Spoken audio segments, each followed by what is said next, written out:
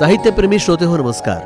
साहित्य म्हणजे समाज मनाचा आरसा असं म्हटलं जातं आणि समाज मन म्हटलं की त्यामध्ये सण उत्सव आलेच. आता होळीचा सण आहे, त्यामुळे वातावरण थोडं हलकं फुलकं करूया आणि त्या निमित्ताने खास ललितबंध ऐकूया. आमच्याकडे पण ललितबंधाचं लेखन केलेलं आहे स्मिता गानू जोगळेकर यांनी आणि अभिवाचन सुलभा सौमित्र यांनी केलेलं आहे. ऐकूया तर ललितबंध आमच्याकडे पण. तर विनोदी किस्से आणि कहाण्या कोणाच्या म्हणजे अहो माणसांच्या, प्राण्या पक्ष्यांच्या. नाही नाही नाही, मुद्दाम बनवलेले फनी रील्स आणि व्हिडिओ हा विषय नाही, तर खऱ्या खुऱ्या आयुष्यात घडणाऱ्या गोष्टींमधून अनेकदा विनोद आपसूक निर्माण होतो. खरं तर आयुष्य हाच एक मोठा विनोद आहे. कधी कुठे कोणाचं काय होईल. पण जाऊ द्या, आज आपण अजिबात गंभीर नको होऊया. कारण मस्त वसंत बहरतोय. होळी आणि धुळवड नाचत गाचत बागडत समोर येऊन उभे आहेत. अशात चित्तवृत्तीसुद्धा कशा रंगीत, संगीत, प्रफुल्लित वगैरे वगैरे असल्या पाहिजेत ना. हां, आणि होळीला रंग खेळताना त्या प्रफुल्लित वगैरे आपोआप होऊन जातातच. रंगात रंगून जाताना माणसं आपलं वय विसरून जातात आणि हिंदीत तर बुरा ना मानो होली है असं म्हणत छेडछाड करण्याचा जणू परवानाच दिला जातो. रसिक मंडळी स्वप्नरंजनात अकंठ डुंबत सिनेमामधल्या होळीची कल्पना करत असतात. खेळताना रंगबाई होळीचा वगैरे ठेका मनात धरला जातो. आपलं प्रिय पात्र सुंदर शुभ्र वस्त्रात येईल, लाजेल, नको नको म्हणेल आणि सिनेमातल्या नटासारखं आपण तिला चिंब चिंब करून टाकू, तोंडात पानाचा तोबरा भरू आणि तिच्यासाठी रंग बरसे वगैरे असं गाणं म्हणू.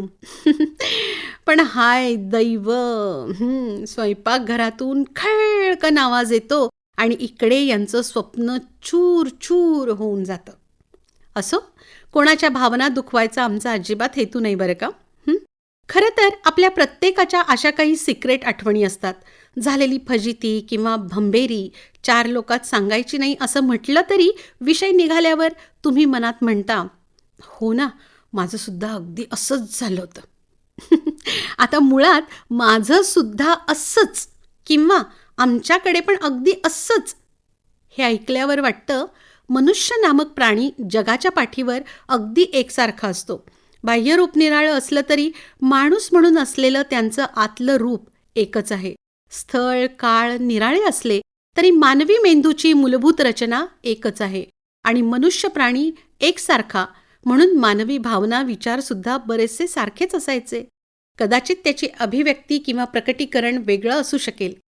सामाजिक प्राणी म्हणवल्या जाणाऱ्या माणसाला एकटं राहणं आवडत नाही. आता एकटेपणा नको म्हटल्यावर उपाय काय? तर माणसांचा गोतावळा जमवणं, आपल्या मनीच्या गोष्टी या माणसांना सांगणं, त्यांचं सांगणं शांतपणे ऐकणं, आनंदाची देवघेव करणं आणि चिमूटभर दुःख किंवा वेदना असल्याच तर त्या पुसून टाकणं. छे छे छे छे, इथे कोणी गंभीर वगैरे होत नाही हो. पण हे आठवायचं कारण म्हणजे माझ्या लेकीनं सांगितलेला एक किस्सा. लेक IT मध्ये काम करते. IT नाही हो, IT मध्ये. हां, तर लेक तिच्या अर्जेंटियन काउंटर पार्ट बरोबर बोलत होती. आता तुम्ही आम्ही म्हणतो ऑफिसमधल्या एकाशी बोलत होतो, पण कॉर्पोरेटमध्ये मात्र यालाच काउंटर पार्ट असं म्हणतात. तर ते असो, तर ऑफिसची ग्रुप मीटिंग संपली. ऑफिशियल कामाबद्दल बोलून झालं आणि बोलणं वैयक्तिक गप्पांवर आलं. आपल्याकडची आषाढातली वारी नुकतीच संपली होती. याचं वारीचं वर्णन लेक त्या समोरच्या बाईला सांगत होती. 10,000 मैलांवर थेट अर्जेंटिनामध्ये राहणारी ती बाई वारीचं वर्णन ऐकून जबरदस्त उत्तेजित झाली आणि म्हणाली, काय काय सांगतेस काय? अगं आमच्याकडे सुद्धा अगदी असंच असतं. आता हे अगं काय सांगतेस काय वगैरे ती इंग्रजीत नेमकं कसं म्हणाली मला ठाऊक नाही, पण म्हणाली खरं. ती म्हणाली, अर्जेंटिनामध्ये सुद्धा माणसं वसा घेतल्यागत मैलोन मैल आणि दिवसेंदिवस चालतात. पुढे ते एका डोंगरावर पोचतात, आपल्याकडे व्रताचं उद्यापन करतात. तसा मग सुंदर सोहळा त्या डोंगरावर रंगतो वगैरे वगैरे वगैरे. आणि मग अशीच गंमत होळीच्या संदर्भात सुद्धा झाली. धुळवड रंगपंचमी ऐकलं आणि पुन्हा एकदा झालं. आमच्याकडे सुद्धा असाच रंगाचा उत्सव असतो. थोडं बारकाईने विचार करता असं वाटतं. खरं तर रंग, गंध, चव, स्पर्श, स्वर, ताल या सगळ्या एकूणच माणसासाठी अन्न, वस्त्र, निवाऱ्या एवढ्याच आदिम गरजा आहेत आणि म्हणूनच त्यांचे सोहळेसुद्धा इथे तिथे सारखेच असायचे. लेकीबरोबरच्या संवादाचा धागा पकडत गुगलवर थोडा शोध घेतला तर भरपूर रंजक माहिती मिळाली. अनेक देशांमध्ये आपल्या सणांच्या अगदी जवळ जाणारे सण सापडले. अनेक ठिकाणी फळांची रंगपंचमी खेळतात, कुठे द्राक्ष किंवा टोमॅटोत नाचतात, तर ग्रीसमध्ये तर चक्क निरनिराळ्या प्रकारच्या पिठांनी स्वतःला माखून घेतात. आता हे ऐकून आपल्याकडचा भंडारा आठवला किंवा लग्नाच्या आदल्या दिवशी लावली जाणारी हळद आठवली. काही देशांमध्ये एकमेकांवर पाणी उडवण्याचा खेळ रंगतो. हेच रंग खेळणं, दिव्यांची गंमत, पतंग उडवणं, मिठाया, सजावट, सणाला घट्ट बिलगलेली गाणी आणि संगीत या सगळ्या गोष्टी वैश्विक आहेत. हे वाचताना मन भरून येतं. काही देशांमध्ये पितरांची आठवण आणि कृतज्ञता व्यक्त करणारे आपल्या श्राद्ध पक्षांसारखे सण सापडले. हे गुगल करत असताना ज्ञानोबा माऊली थेट शेजारी येऊन उभे राहिले. हे विश्वची माझे घर असं म्हणणारे ज्ञानोबा विचारत होते, काय मुली, पटतंय ना माझं म्हणणं? आहे ना सारं विश्व एकच? आता ज्ञानोबा माऊलींना नाहीतरी कसं म्हणणार? आणि त्यांचं म्हणणं खरंच तर होतं, आजही खरं आहे आणि पृथ्वीच्या अंतापर्यंत खरं राहील. मी म्हटलं, माऊली, तुम्ही थोर आहात, काळाच्या पुढे आहात. सगळं जग तंत्रज्ञानामुळे जवळ आलं आहे असं आम्ही आज म्हणतोय, पण तुम्ही हेच सत्य 13व्या शतकात सांगून गेलात. असं थोडक्यात काय तर माणूस हा उत्सवप्रिय जीव आहे हे निर्विवाद सत्य.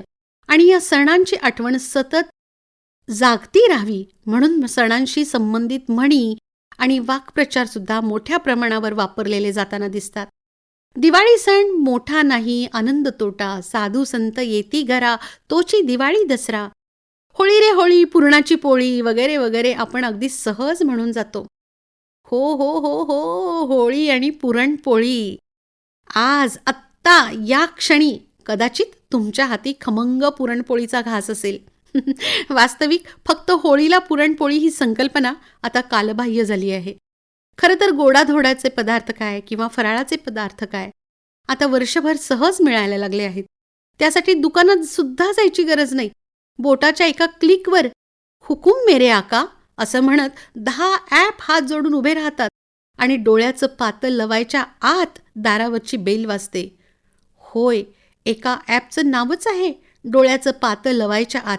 तर ऑर्डर जाते आणि सुहास्यवदन डिलिव्हरी बॉय आणि मस्त सुगंधाने दरवळणारा खाद्यपदार्थ आपल्या समोर येतो. आता काही लोक कुरकुरतात की 12 महिने सगळ्या गोष्टी मिळायला लागल्यामुळे सणासुदीच्या पदार्थांची गंमतच निघून गेली आहे किंवा जुन्या संकल्पना, आहारशास्त्र आणि आरोग्यशास्त्राच्या प्रेमात असलेले ज्येष्ठ विचारतात की त्या त्या सणांशी जोडलेले पदार्थ फक्त त्या त्यावेळी खाण्याची पद्धत आपल्या पूर्वजांनी सुरू केली, यामागे त्यांचा अभ्यास आणि विचार असणारच ना. आता या बोलण्यात तथ्य नक्कीच आहे. म्हणजे संक्रांतीला शरीराला स्निग्धता देणारे पदार्थ खावेत, दसरा दिवाळीच्या सुमाराला पचनशक्ती चांगली काम करत असते तेव्हा गोडधोड किंवा तळलेले पदार्थ खावेत, पावसाळ्याच्या आसपास पचनास हलके पदार्थ आहारात ठेवावे किंवा चक्क उपास धरावा किंवा थोडक्यात ऋतुमानानुसार आहारातले बदल करावेत. पण खरं सांगायचं तर आजचे ऋतू तरी कुठे त्यानं ठरवून दिलेल्या तंत्राप्रमाणे चालतात. ते सुद्धा बेईमानच झाले आहेत. पावसाळा वेडावल्यासारखा 6-6 महिने रेंगाळतो. थंडी आली म्हणत स्वेटर शाली काढाव्या आणि ही बया गायब व्हावी. मुंबईसारख्या ठिकाणी तर लोक गमतीने म्हणतात, इथे ऋतू फक्त 2, खूप उन्हाळा किंवा कमी उन्हाळा. आता या ऋतूंच्या संदर्भात आणखी एक गोंधळ होऊन बसलाय. तो म्हणजे मोठ्या प्रवासाला जायचं म्हणजे हल्ली 3ही ऋतूंची बेगमी करावी लागते. मुख्य कपडे अगदीच मोजके आणि थंडीसाठी गरम कपडे, पावसासाठी छत्र्या, रेनकोट आणि दुपारच्या उकाड्यासाठी हलके फुलके कपडे आणि उन्हाची टोपी, असं चित्रविचित्र पॅकिंग करावं लागतं. असो, ऋतूंना दोष देण्यापेक्षा आपण स्वतःमध्ये बदल करावेत. आहारविहार काय किंवा व्यवहार काय, कॅलेंडर किंवा पंचांगाप्रमाणे न ठेवता समोर आलेल्या परिस्थितीनुसार करावं झालं आणि केवळ धरून ठेवायचं म्हणून जुनं धरून न ठेवता थोडं काळाबरोबर सुद्धा चालावं. हीच गोष्ट लागू होते सण आणि त्याला जोडलेल्या खाद्यपदार्थांना. आजच्या वेगवान जगात आपलं पाककौशल्य दाखवण्यासाठी कुणाकडे वेळ नसतो. थोडक्या वेळात खूप खूप गोष्टी उरकायच्या असतात. आज खरेदीपासून थेट लग्नापर्यंत गोष्टी ऑनलाईन व्हायला लागलेल्या आहेत. कालाय तस्मै नमः. देशात काय आणि परदेशात काय हेच चित्र आहे. अगदी खरं सांगायचं तर त्यांच्याकडे आणि आपल्याकडे असा कोणताच फरक आता राहिलेला नाही. जगाचा चेहरा मोहरा एकसारखा झालेला आहे. तेव्हा आमच्याकडे सुद्धा अगदी असंच असतं हे वाक्य आता कुठेही आणि कोणाहीकडून सहज ऐकू येतं आणि पुन्हा पुन्हा ज्ञानोबा समोर येतात. सारे विश्व एक असल्याच्या त्यांच्या तत्वज्ञानाची आठवण करून देतात. आज ज्ञानोबा देहरूप आपल्यात नाहीत, पण ते असते तर नक्की म्हणाले असते, माझ्या लेकरांनो, अरे नाव गाव देश वेश प्रांत भाषा चालीरीती थोड्याफार वेगळ्या असतील, पण अंतर्यामी आपण सगळे एकसारखेच आहोत. अगदी खरंय. हे सारखेपण सहज समोर येतं. आपण आनंदून जातो आणि म्हणतो, होय होय होय, आमच्याकडे पण अगदी असंच असतं. आणि हे असंच असणं भलतंच गोड भलतंच मोहक असतं. आणि मोहक असतो पुरणपोळीचा आस्वाद घेणं आणि धुळवडीच्या आनंदात चिंब भिजून निघणं. तेव्हा निघा, नकोशा भावना अप्रिय विचार खुशाल होळीला अर्पण करून टाका. छान ताजेतवाने व्हा आणि भिजवा भिजू द्या. रंगपंचमीपर्यंत मैदान आपलंच आहे. स्मिता गानू जोगळेकर यांचा ललितबंध आपण ऐकलात, आमच्याकडे पण. आणि कार्यक्रमात आता ऐकूया राजीव जोशी यांच्या काही कविता. नमस्कार, मी राजीव जोशी काही कविता आपणासमोर सादर करतोय. पहिली कविता आहे मुली आणि चिमण्या. निंबोणीच्या झाडावर चिमण्या चिवचिवतात ना, विस्तीर्ण आकाश गच्च भरून जातं चिवचिवाटानं, आणि मग जराही गलबलत नाही कातर वेळ. मुली ठिकऱ्या खेळतात ना, त्यांची आखलेली घरंही भरतात गच्च खटल्याच्या घरांसारखी, आणि मग हुरहुर वाटत नाही सांजवेळेला. मुलींना हाडहूड करायचं नसतं कधीही. मुली असतात चिमण्या निंबोणीवरच्या, त्या उडून जातात ना, सांजवेळ होते कातरवेळ, सतत गलबलणारी अनामिक हुरहुर लावणारी. दुसऱ्या कवितेचं शीर्षक आहे ससे. ही कविता म्हणजे प्रसूती वेदनेनंतर स्त्रीच्या भावना. ससे. तुला सशांचा लळा नव्हताच. नजरेतले ससे माझ्या सर्वांगातून धावू लागल्यावर तुझं त्यांना गोंजारणं माझ्यासाठीच. माझ्यासाठी सशांशी लाडीगोडी करताना तू बांधलास रंगमहाल माझ्या डोळ्यात. तुझ्याशी रंगमहालात पूर्ण गुंतल्यावर गर्भभर वेदनांचा कल्लोळ, गच्च वेदनातून शरीर मोकळं मोकळं करताना सशांची धावपळ सर्वांगात. असह्य वेदनांनी गच्च आवळलेल्या माझ्या मुठीत माना भेदरलेल्या सशांच्या. तुला आता सशांचा लळा लागलाय आणि माझ्या कोरड्या ठणठणीत डोळ्यात तू शोधत असतोस ससे. पुढची कविता आहे संकीर्तन. आयुष्याचे जर दोन भाग आपण घेतले की पूर्वार्ध, तारुण्य आणि मग वार्धक्य, त्याच्यावरची ही कविता आहे. उत्तर रंगातील आख्यान सुरू करण्याची वेळ आता तर अगदी जवळ येऊन ठेपलेली, आणि पूर्वरंग उगाचच लांबला गेला असं सतत वाटत राहिलं. पंचपदीत फारसा वेळ दवडला नव्हता हे खरं. निरूपणात मात्र निरर्थक धडपड, झोंबी घेत चाचपडत अर्थापर्यंत पोचायची. केवढी खंत आता मनात उत्तर रंगात प्रवेशताना. ठीक आहे, पूर्वरंग आपल्या हातात कधीच नव्हता. नेती नेती म्हणत चेतवीत होते साथीदार, 6 शिलेदार सदैव पहारा ठेवणारे. आता केवढा मोठा काळोख उत्तर रंगातील या आख्यानात. सूर बेसूर करून साथीदारही पसार. माऊलीसमोर फक्त निरंजन, निश्चळ अभंग या संकीर्तनात. बुवा, अहो पूर्वरंग कोणाच्याच हातात नसतो, आणि उत्तर रंगातील आख्यान अनुमानेना अनुमानेना. पुढच्या कवितेचं शीर्षक आहे कविता. मी तर तिला नुसतंच म्हटलं माझी हो म्हणून. माझी हो म्हणून तिनं सर्वत्र व्यापली माझी रात्र चंद्रप्रकाश बनून. कळत नकळत प्रबळ झाली स्वामित्वाची भावना मनात, ती दूर निघून गेलेली चंद्रप्रकाशासह रानामनात. तिच्या शोधात धावत सुटलो धापा टाकत काट्याकुट्यात, मधूनच तिची साद अथवा चेहरा झाडा झुडपात. विसरू शकलो नाही तिला मी कधीच संपूर्ण, मुक्तही होऊ शकलो नाही तिच्या छायेतून पूर्ण.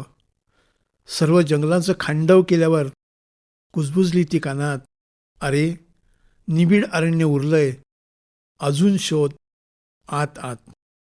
वाळून गेली पानं फुलं कोवळी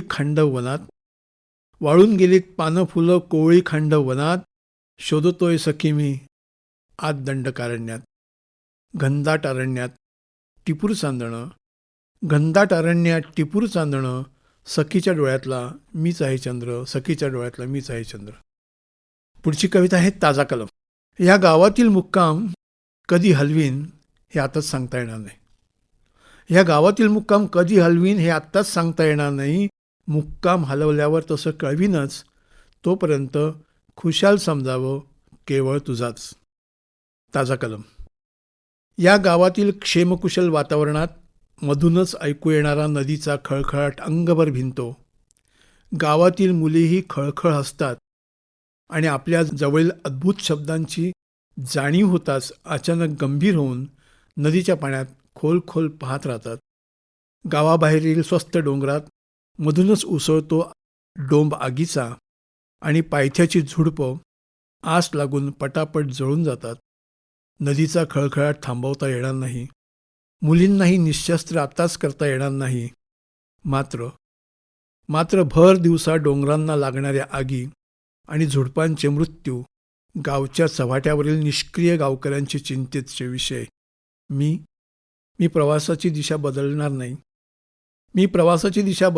प्रवासाची दिशा बदलणारही नाही. पाण्याचा खळखळाट कवेत घेऊन रात्रीचा प्रवास सुरू केलाय इतकंच. पुढची कवितेचं शीर्षक आहे महानगर. आपण सगळे मुंबईत राहतो त्यामुळे आपल्याला ही कविता काही नवीन नाही. सरपटणारे लोहमार्ग, आडवे-तिडवे रस्ते आणि अंगावरून जाणारी ही प्रचंड गर्दी, अशी वस्ती मनात वसायला लागल्यापासून मी पार गमावून बसले सुरक्षितता, देहाची आणि मनाची सुद्धा.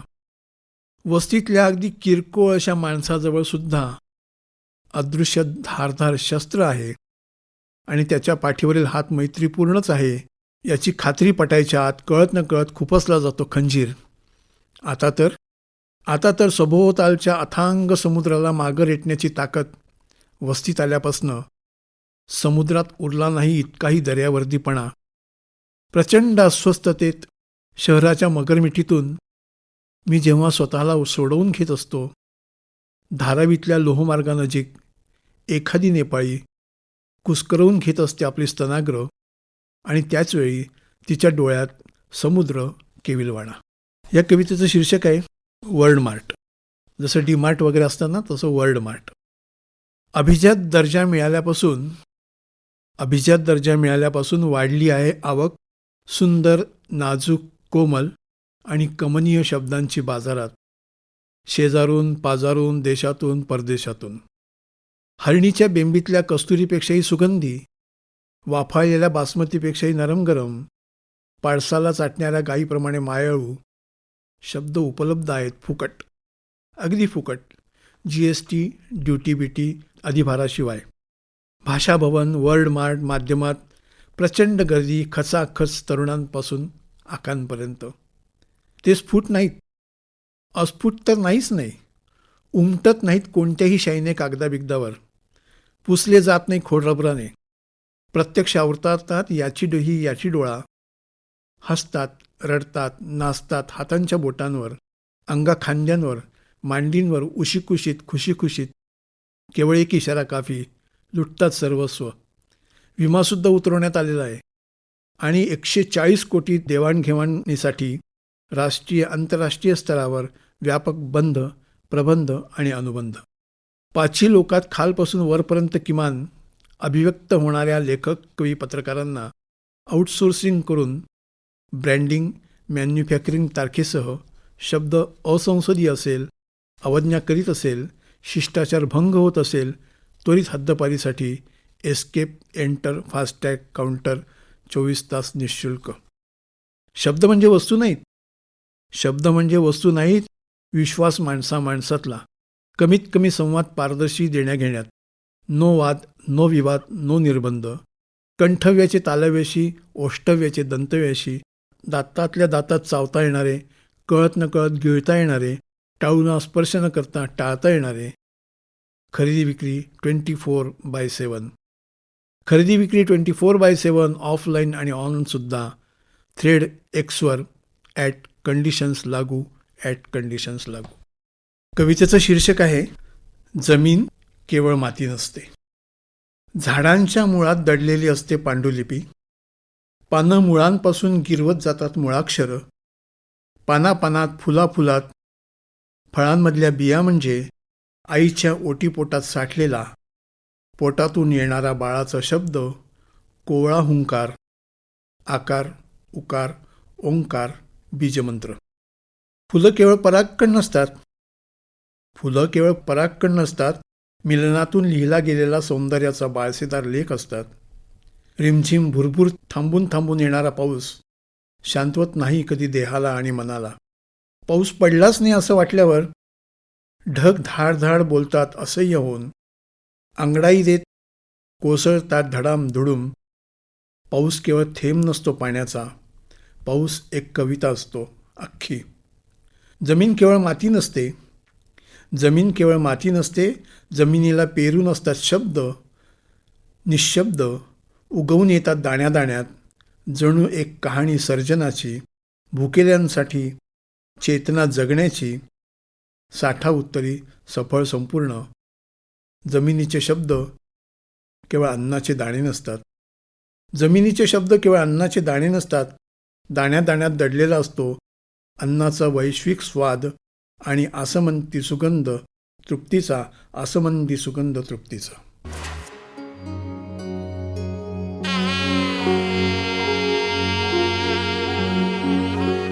राजीव जोशी यांच्या कविता आपण ऐकत होतात. आणि श्रोते हो, याबरोबरच आजचा साहित्य सौरभ कार्यक्रम इथे समाप्त होत आहे. या कार्यक्रमासाठी निर्मिती सहाय्य रत्ना मगरे आणि सादर करते राजेश शेजवळे. ही आकाशवाणी मुंबई केंद्राची निर्मिती होती.